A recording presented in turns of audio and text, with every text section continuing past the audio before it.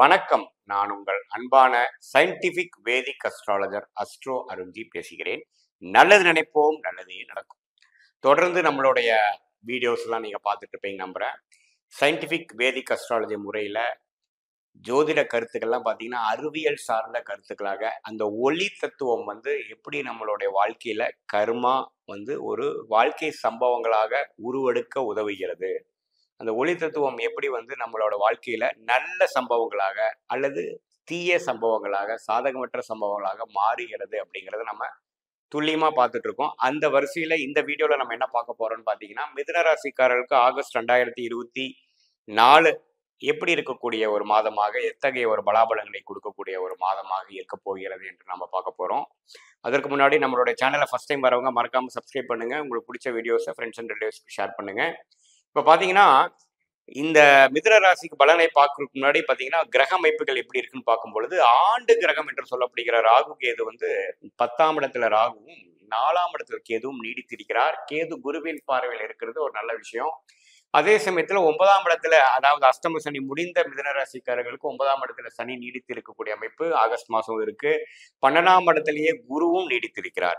இதுதான் ஆண்டு கிரகங்களோட ஒரு அமைப்பு. அந்த எந்தவித மாற்றமும் ஆகஸ்ட் மாசம் நம்ம பார்க்க போறது இல்லை. அதே சமயத்துல மாத கிரகங்கள் எப்படி மாறுறாருன்னு பாத்தீங்கன்னா, ஒரு முதல் 16 நாட்கள் எந்த மாற்றமும் இல்லாமல் 17ஆம் நாளைக்கு சூரியன் 2ஆம் இடத்திலிருந்து 3ஆம் இடத்துக்கு சிம்மத்துக்கு பெயர்ந்து ஆட்சி பலம் பெறுகிறார். அதே சமயத்துல புதன் பாத்தீங்கன்னா வக்கர ரீதியாக ஆகஸ்ட் 22ஆம் தேதி கடகத்துக்கே வர்றார். 3ஆம் இடத்திலிருந்து 2ஆம் இடத்துக்கே ராசி அதிபதியாகிய புதன் பாத்தீங்கன்னா கிட்டத்தட்ட 22 நாட்கள் நல்ல நட்பு நிலையில சுக்கரனோட சேர்ந்து சிம்மத்துல இருந்து மாச கடைசியில தான் பாத்தீங்கன்னா 2ஆம் இடத்துக்கு வக்கர ரீதியா போயிருக்கிறார். அதே சமயத்துல செவ்வாய் 27ஆம் தேதி மாச கடைசியில பாத்தீங்கன்னா ரிஷபத்துல 12ஆம் இடத்துல இருக்கக்கூடிய செவ்வாய் மிதுனத்துக்கு ராசிக்குள்ளேயே வருகிறார். அதே சமயத்துல சுக்கிரன் ஒரு 25ஆம் தேதி மாச கடைசியில 3ஆம் இடத்துல இருக்கக்கூடிய சிம்மத்துல இருக்கக்கூடிய சுக்கிரன் 4ஆம் இடம் என்று சொல்லப்படுகிற கன்னிக்கு இடம்பெறுகிறார்.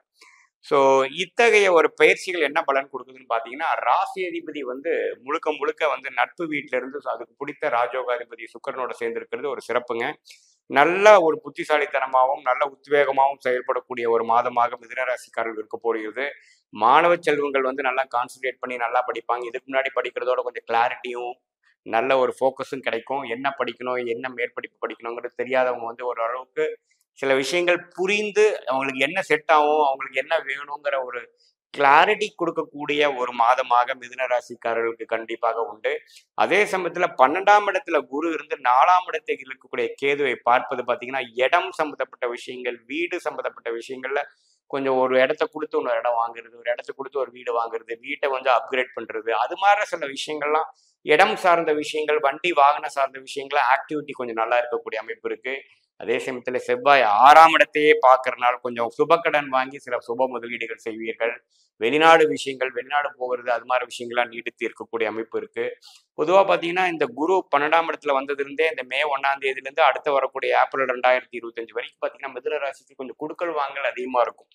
கேஷ் ஃப்ளோ அதிகமா இருக்கும், செலவுகள் அதிகமா இருக்கும், வருமானங்கள் அதிகமா இருக்கும்.